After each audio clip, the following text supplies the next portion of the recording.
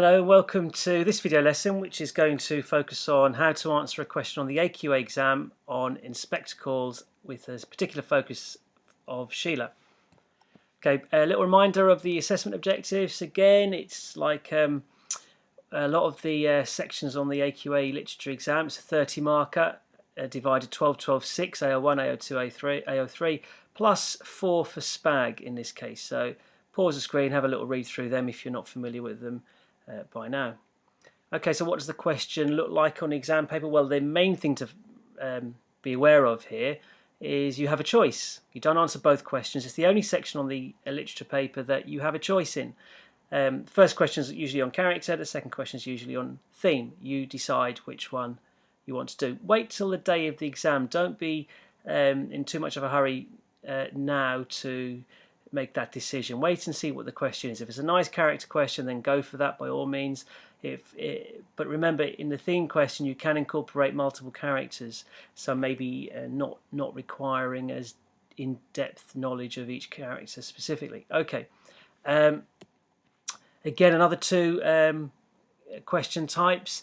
Character question first on Sheila, second one on theme, which is responsibility.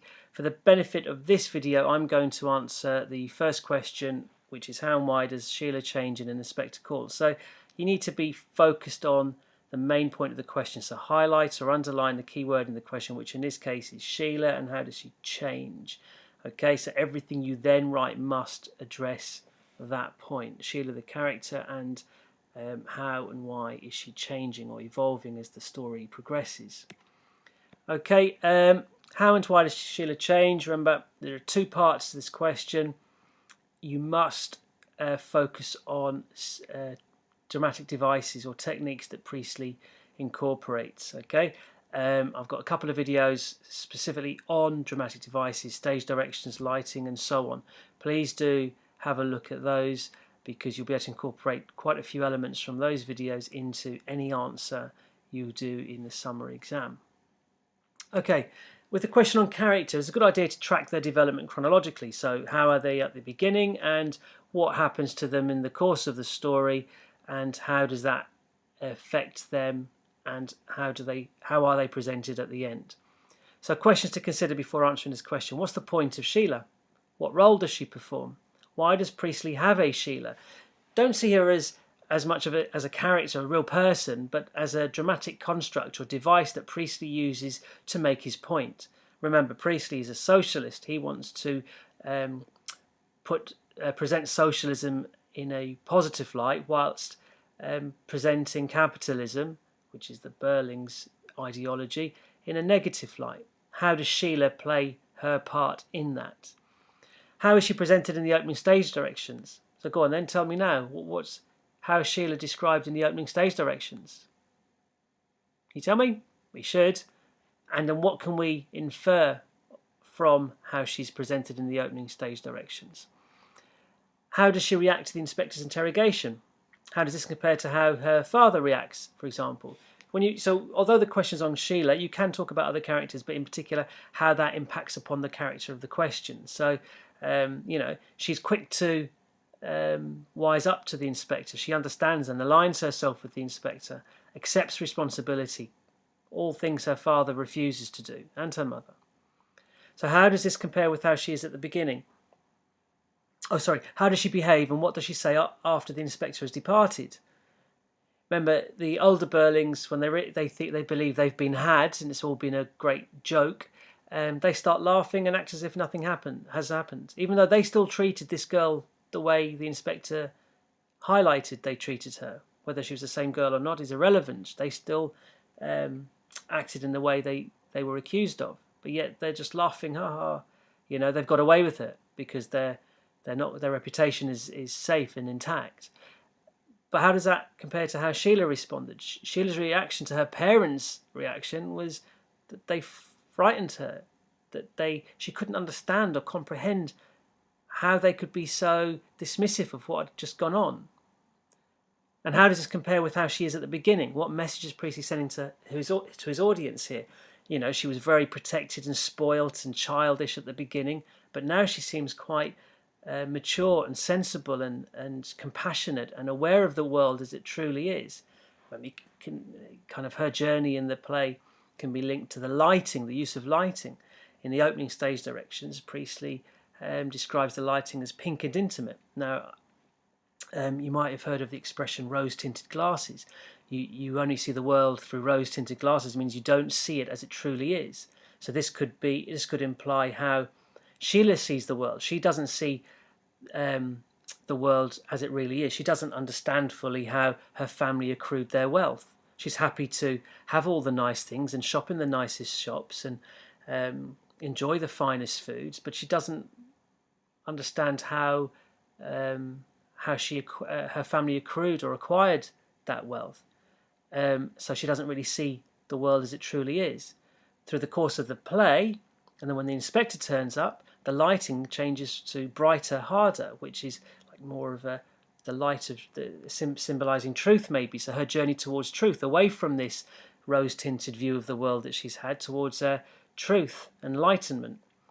So that's how you can incorporate technique into a character development, a question on character.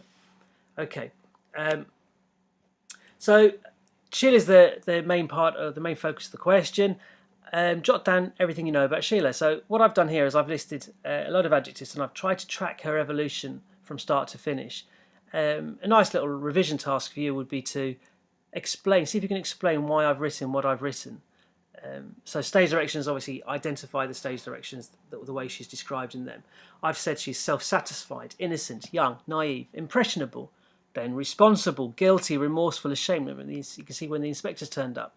She's astute, she's clever, she's sharp, perceptive, compassionate, empathy she shows towards the treatment of the girls in the factory, concerned, strong-willed and independent. You can see a very obvious arc in her character development here. Okay, now see if you can find some evidence in support of this transformation. So I've written down some quotations. You can use 2 or 3 of these. Very pleased with life and rather excited. Did you get that from the opening stage directions? This implies that Sheila is rather self-satisfied with something of a childlike innocence. But these girls aren't cheap labour, they're people. This links to her compassion, but also socialist views of Priestley. And she's standing up to her dad at this point as well, challenging her dad. Gone is the yes mummy, yes daddy, childlike language of the opening scenes. And here we have, but these girls aren't cheap labour. I'd persuade mother to close our account with them. So this is a reference to her abuse of the upper classes, of the lower classes. She's using her power and status to get a girl fired out of pure spite and jealousy. So I'm really responsible. Compare that acceptance to her father's and mother's. I'll never do it again to anybody. She's changing, her character's evolving. If I could help her now, I would. And then she says to the parents, your guilt, you're just beginning to pretend all over again. This is, her guilt and responsibility. He inspected us all right, awareness of the inspector's role. Why, you fool? He knows. Of course he knows. And I hate to think how much he knows that we don't know yet. You'll see. She's very quick to understand fully that the inspector knows a lot more than he's letting on. And then she aligns herself with the inspector very early. She's the first to do so. He's giving us the rope so that we'll hang ourselves. She's astute and shows her kind of encouragement of her parents to take responsibility for what they've done. It frightens me the way you talk, and I can't listen to any more of it. So this is where she's shocked at her parents' dismissive attitude towards what's gone on when they think that they've just been had. It's been a big scam or a joke, a trick played on them. Okay, so you've got 45 minutes to answer this question. Every single examiner's report I've ever read states that students who show evidence of planning routinely secure higher marks. So do a little plan. You're looking to make 3 or 4 detailed points in answering this question with a little introduction to begin with and a little conclusion at the end. Okay, so you plan 7-8 minutes, you write for 30-32 minutes, and you check over for the remainder. Okay, and there's a little bullet point steps. Okay, Now, I'm going to go through in a lot of detail as to how you can answer this question, paragraph by paragraph. I won't do this in every video, but I'll do it in this one, so you've got that kind of format, that structure in place. Okay, remember with this question you should be looking to write a brief introduction. Make about 4 points, 3 or 4 detailed points is fine, and a very brief conclusion. The first task is to highlight or underline the key words in the question, and then ensure that within every point you make you refer back to at least one of these words. So in this case, the question's on Sheila and how she changes and how she's presented. So you need to look at writer's techniques, or in this case the dramatic devices in particular. Okay, so this is just a suggested plan for this question. Okay, again, your teachers will have equally valid alternative plans or structures for you, and you go with whichever one makes you feel most comfortable. Okay, so introduction, a brief opening that addresses the question directly. For example, Sheila could be described as a dramatic device Priestley uses to represent the beginning of change in society. Remember, they've just come at the end of World War II. Although the World War II had been won by a conservative government under Churchill, there was a real appetite or attitude for change at the time, and this is evidenced in the fact that Labour won a landslide general election within 12 months of the end of World War II, and Priestley was trying to take advantage of this sea change he could sense in society to move away from that kind of classist, hierarchical, capitalist society to a more socialist, fairer society and just society for all. I've interrupted myself there, sorry.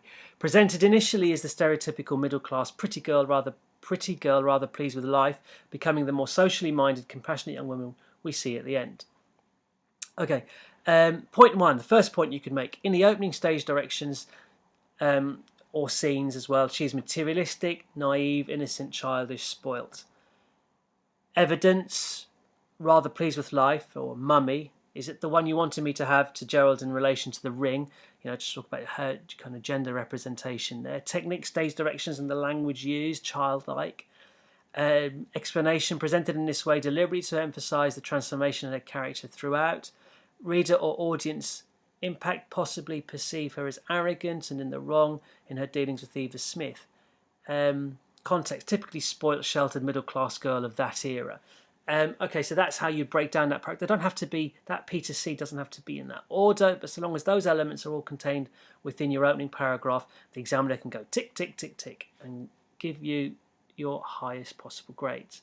Okay, I've got point 2, point 3, point 4 here with a little brief conclusion. I'm not going to read all of it. You can pause the screen and you can read it through yourselves, but I will read just the points. So point 2, her reaction to the inspector's interrogation contrasts greatly with her father's. Point 3, aligning herself with the inspector, she's evolving into a more perceptive, compassionate character. And point 4, openly challenges her parents' attitudes and behaviour. Okay, and then you can look at the evidence and explanations that I've suggested there. Okay, so with the first point, I haven't done this with all of them, but with the first point, I've written it out for you. Okay, so this is, again, it's just an example of what you need to write to be getting the top grades. It could be argued that at the outset, Priestley deliberately presents Sheila as a young woman who is rather unaware of how the real world works.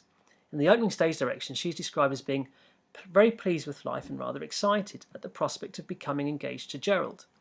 We witness her in her refined surroundings, enjoying a lavish meal, blissfully naive as to how her father accrued such wealth. This is important, as the journey the audience observes Sheila embark upon from naive, immature girl to perceptive, strong-willed young woman, critical of her parents' attitude and capitalist views, is exactly the journey Priestley wishes certain members of his audience to share in. In the immediate aftermath of the Second World War, there was an appetite in society to see change, a change that would result in a far more caring, supportive environment for workers, their families, and indeed all those from the lower classes. The knowledge that someone like Sheila can effect change offers Priestley the opportunity to illustrate that so too can the young members of the audience in particular. Before Sheila can change, however, it is important for us to see just how privileged a life she's been leading up to this point, and how unpleasant and vindictive she is capable of being. This is where the inspector comes in, as his questioning of Sheila reveals the darker, more unpleasant characteristics of the upper middle class and their dismissive attitudes towards the lower classes. Okay, so that's the kind of thing you need to be aiming towards for the top grades. Now, the beauty of English, a lot of people say it's the thing they don't like about it, but I could show you 10 grade 9 responses to this question. and they'd all look differently. So long as you're ticking the elements the examiner's looking for, there's no wrong answer. You know, you're making your point. The point shows you or illustrates that you've got an understanding of the play, and you're supporting it with evidence, and you're explaining it, and you're linking it to other characters or other parts of the play. That's important, and context as well. Okay. Now you can use the 3 additional points I've suggested, or some of your own from a few minutes ago to complete this question. And finally, I think, what have I written here? Okay, the main thing I think I want to say now is, also to close with, is that, you know, if your membership allows, you can submit a detailed answer to this question, and I will mark it and give you detailed feedback as to how to improve and get the top grades if it's not already there. If there's something on the website that you have come looking for, specifically from school, maybe you've got an assessment coming up, or the mocks are coming up, and you'd like me to have a go at it or tackle it for you, then do submit that to me, and to give me 2 or 3 days if it's an extract or question for other texts, or if it's an essay question for an inspector calls. But if it's just a general question, just pop me a line and I'll reply as soon as I can. Okay, all that remains for me to say is best of luck, and I'll see you in the other videos. Bye now.